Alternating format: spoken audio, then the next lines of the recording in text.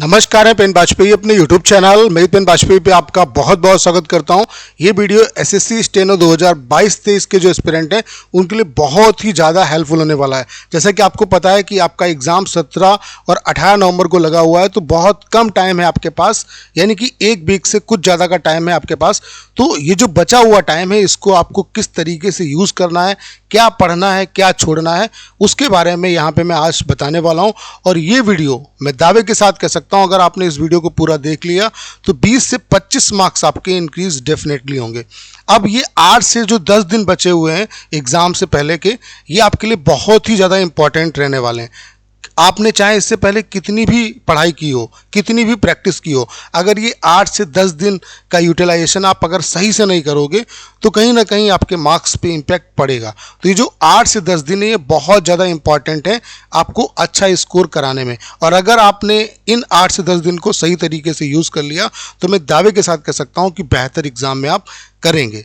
तो इस वीडियो में आपको यही बताने वाला हूँ कि ये जो आपके 3 सब्जेक्ट हैं इनको किस तरीके से पढ़ना है, कितना पढ़ना है, कहाँ से पढ़ना है, उन सब के बारे में आपको इस वीडियो में डिटेल में इन्फॉर्मेशन मिलेगी। बस आप सभी से रिक्वेस्ट है कि इस वीडियो को पूरा देखिए, और पूरा वीडियो देखने के बाद मैं दावे के साथ कह सकता हूँ कि इससे आपको फ़ायदा डेफिनेटली होगा। अगर आपको फ़ायदा ना हो या आपको लगे कि मैं कुछ अच्छी बात नहीं बता रहा हूँ या कोई ऐसी बात नहीं बता रहा हूँ जिससे आपको बेहतर रिजल्ट मिल सकते हैं, तो आप इस वीडियो को डिसलाइक भी करके चले जाइए, उससे कोई फ़र्क नहीं पड़ता। लेकिन अल्टीमेटली इस वीडियो को देखिए ज़रूर। तो चलिए स्टार्ट करते हैं। सबसे पहले आपको ये समझना है कि आपका जो सिलेबस है वो क्या है, वो तो आपको पता होगा। आपका जो पूरा पेपर है वो 200 क्वेश्चन उसमें आएंगे और आपको हर एक क्वेश्चन के लिए 1 नंबर मिलेगा, यानी कि 200 क्वेश्चन और 200 मार्क्स इसके लिए आपको मिलेंगे। और जो निगेटिव मार्किंग होगी वो 1/4 होगी, यानी कि अगर आप 4 क्वेश्चन गलत करते हो तो आपका 1 नंबर कट जाएगा। अब यहाँ पे आपको ये समझना जरूरी है, देखो स्ट्रेटजी इसी तरीके से बनाई जाती है कि किस पे ज़्यादा काम करना है, किस पे थोड़ा काम करना है। जो आपको बेहतर स्कोर दिलाएगा वो है आपका जनरल इंटेलिजेंस एंड रीजनिंग। ये आपका यहाँ पे 3 सब्जेक्ट हैं, एक आपका है रीजनिंग, दूसरा है जीएस और तीसरा है इंग्लिश। ठीक है, तो जो आपका रीजनिंग और इंग्लिश का पोर्शन है ये 150 नंबर का है। ठीक है, जीएस आपको पता है कि जीएस का सेक्शन ऐसा है, चाहे आप उस पर कितना भी मेहनत करो, आप उसमें 25-30 इससे ऊपर आप नहीं बढ़ सकते। वो आपके लक पे भी डिपेंड करता है कि जो क्वेश्चन आप पढ़ के गए वो आपको मिल जाए। तो इसकी अलग स्ट्रेटजी होगी, इसकी अलग स्ट्रेटजी होगी और इसकी अलग स्ट्रेटजी होगी। सबसे पहले बात करेंगे कि जीएस आपको कैसे पढ़ना है। जिस भी सोर्स से अगर आप पढ़ रहे हैं, अगर आपने नोट्स बनाए हैं तो उन नोट्स का रिवीजन करिए। उसके अलावा जो यहाँ पे आपको काम करना है वो ये है कि जो अच्छे यूट्यूब चैनल हैं, मैं यहाँ पे किसी भी चैनल को प्रमोट नहीं कर रहा हूँ, आपको ही पता होगा, जैसे कि उत्कर्ष का चैनल है। ठीक है, तो यहाँ पे क्या है कि जो 1 साल की करंट अफेयर्स है, 1 साल की करंट अफेयर्स एसएससी थोड़ा पुराना भी पूछती है, तो कम से कम 2 साल की जो करंट अफेयर्स है इसको आप रिवाइज कर लो। और इसमें बहुत ज़्यादा टाइम नहीं लगेगा। आप अगर एक वीडियो देखोगे, 2 से 3 घंटे की एक वीडियो होगी, उसमें 1 साल का पूरा आपका कवर हो जाएगा। तो अगर आप उसे 2-3 बार देख लोगे तो जीएस का जो करंट अफेयर्स का जो पोर्शन है वो आपका इजीली कवर हो जाएगा, उसमें बहुत ज़्यादा आपको परेशान होने की ज़रूरत नहीं होगी। तो करंट अफेयर्स का जो पोर्शन है वो आपको यूट्यूब से कंप्लीट करना है, किसी भी ऑथेंटिक चैनल को आप पकड़ सकते हैं। उसके अलावा जो इंपॉर्टेंट क्वेश्चन है जैसे हिस्ट्री है, ज्योग्राफी है, तो इसके भी आप सेलेक्टेड वीडियोस देख सकते हो कि सेलेक्टेड वीडियो की सीरीज़ की 1000 इंपॉर्टेंट क्वेश्चन या 2000 इंपॉर्टेंट क्वेश्चन, तो उनको अगर आप पढ़ लेते हैं तो जीएस में आप बेहतर करके आएंगे, इसमें कोई दो राय नहीं है। जीएस पे टाइम खर्च करने से कोई फायदा नहीं होगा। तो जीएस के बारे में जो मैंने आपको बताया इसको आप समझ गए होंगे कि जीएस को आपको कैसे कवर करना है, तो वो आपकी साथ साथ चलती रहेगी। अगर आप 2 से 3 घंटे भी 2 घंटे भी डेली देते हो तो आराम से आप इतना तैयार कर लोगे कि इजीली एग्जाम में बेहतर स्कोर कर सकते हो। अगर क्वेश्चन रिलेवेंट आएंगे, इररिलेवेंट आएंगे तो नहीं कर पाओगे। ठीक है, उसके अलावा रीजनिंग पे आपको क्या काम करना है। देखो रीजनिंग में जो आपके कॉन्सेप्ट हैं, जैसे कि कुछ चैप्टर होंगे जैसे कि सिलॉगिज्म है, ठीक है, क्लॉक है, या कोई भी चैप्टर है, उसमें अगर कन्फ्यूज़न आ रहा है तो उस कन्फ्यूज़न को क्लियर करो। उसके अलावा आप इसकी प्रैक्टिस करो। डेली आपको कम से कम 1 सेट जरूर लगाना है, एक आप ऑफलाइन लगाओ और एक ऑनलाइन लगाओ। ठीक है, तो इससे आपको नंबर ऑफ क्वेश्चंस की प्रैक्टिस होगी और सारे क्वेश्चन की प्रैक्टिस हो जाएगी। ठीक है, तो रीजनिंग को आपको इस तरीके से कवर करना है। रीजनिंग में सिर्फ अपने जो जिस चैप्टर में डाउट आ रहा है उसको कवर करो और ज़्यादा से ज़्यादा इसमें प्रैक्टिस करो। आराम से रीजनिंग में आप बेहतर करके आओगे। ठीक है, जब प्रैक्टिस करोगे डेली ऑनलाइन और ऑफलाइन तो उससे स्पीड भी आपकी इंक्रीज होगी। ठीक है, अब बात कर लेते हैं जो सबसे इंपॉर्टेंट है वो है इंग्लिश।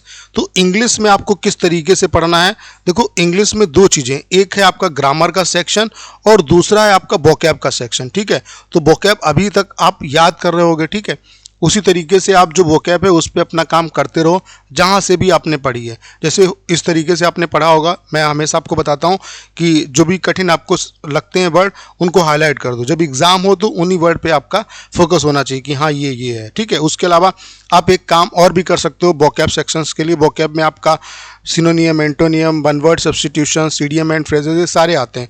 तो आप एक काम करो, जैसे अगर आपके पास एमबी पब्लिकेशंस की बुक है या किसी पब्लिकेशन की बुक है तो जो इसके क्वेश्चन है, जो स्टेनो के क्वेश्चन है वो आप उनको प्रैक्टिस करो। जैसे कि पूरा जो वोकैब वाला सेक्शन है, one word substitutions, idiom and phrases, बाकी आप सेट लगाओगे उसमें भी आपकी प्रैक्टिस होगी। जो ग्रामर वाला पोर्शन है इसको आपको रिवाइज करना है। इसमें रिवाइज क्या क्या करना है, देखो ग्रामर से कितने पोर्शन आपके कवर होंगे। जैसे एरर वाला सेक्शन है ये आपका कवर होगा, तो जो ग्रामर के रूल हैं इनको आप तैयार करो। और इसके लिए सबसे जो बेस्ट मीडियम है वो मैं आपको सजेस्ट करूंगा मिरर ऑफ कॉमन एरर। अगर आपके पास मिरर ऑफ कॉमन एरर की बुक है तो अगर सिर्फ आप जितने भी पार्ट ऑफ स्पीच हैं उनको अगर आप अच्छे तरीके से पढ़ लोगे और उनकी एरर बना लोगे तो मैं दावे के साथ कह सकता हूं कि एरर वाले क्वेश्चन आपके गलत नहीं होंगे। ठीक है, तो अगर वो बुक है तो उससे पढ़ो, अदरवाइज जो आपने नोट्स बनाए उन्हें पढ़ो।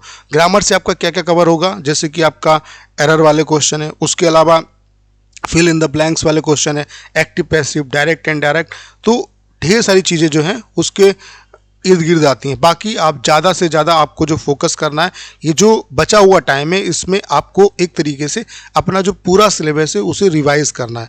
तो रिवीजन किस चीज़ का करोगे, देखो जो जीएस है, जीएस में आप जिस तरीके से मैंने बताया यूट्यूब पे आपको उस तरीके से पढ़ना है। 2 साल की करंट अफेयर्स आपको तैयार कर लेनी है।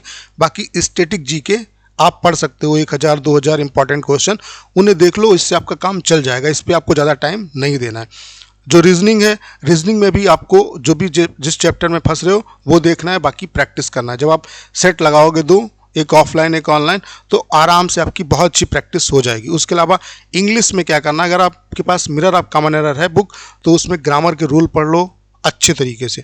उसके अलावा जब सेट लगाओगे उसमें भी प्रैक्टिस हो जाएगी। और अलग से वोकैब के लिए क्या काम कर सकते हो कि जैसे कि एमबी पब्लिकेशन की बुक है तो जो मैंने आपको बताया कि वन वर्ड सब्स्टिट्यूशन, सिनोनियम, एंटोनियम, तो इसको जो है अच्छे तरीके से रिवाइज करो, प्रैक्टिस करके देखो हर एक। जैसे कि मान लेते हैं 2017 का सेट उठा लिया, 2018 का उठा लिया, तो इसको कर डालो, फिर CHSL वाले उठा लो, तो कर सकते हो आप रिवाइज। इस तरीके से अगर आप काम करेंगे तो मैं दावे के साथ कह सकता हूँ कि आप एग्ज़ाम में बहुत बेहतर करने वाले हैं। और मेहनत करिए।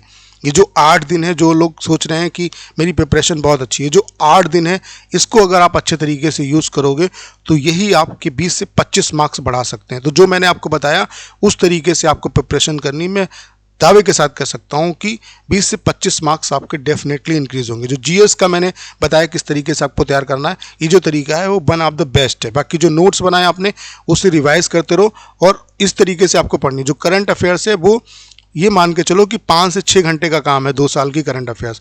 आराम से आप उसकी स्पीड बढ़ा के 1.5 गुना स्पीड पे, 2 गुना स्पीड पे वीडियो देखो, आराम से आप इसे कवर कर सकते हो। ठीक है, 2 बार अगर आपने देख लिया तो करंट अफेयर्स का क्वेश्चन आपका गलत नहीं होगा। बाकी स्टैटिक जीके के क्वेश्चन देख लो 1000-2000, तो ये वाला जो पोर्शन है आपका इजीली हो जाएगा। उसके अलावा जो रीजनिंग वाला है इसमें आपको प्रैक्टिस करनी है, जहाँ पे थोड़ा सा लग रहा है कि कन्फ्यूज़न है उसको क्लियर कर लेना है।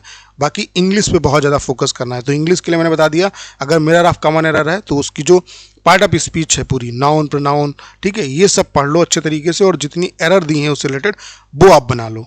और उसके अलावा जब आप सेट लगाओगे, सेट तो लगाओ, उसके अलावा अगर एमबी पब्लिकेशंस की बुक है तो ये जो वोकैब वाला सेक्शन है, one word substitution, idiom and phrases, ठीक है, सिनोनियम, एंटोनियम, इसे आप करके देखो, चाहे वो किसी भी एग्जाम के हों, तो इससे आपको काफ़ी हेल्प मिलेगी।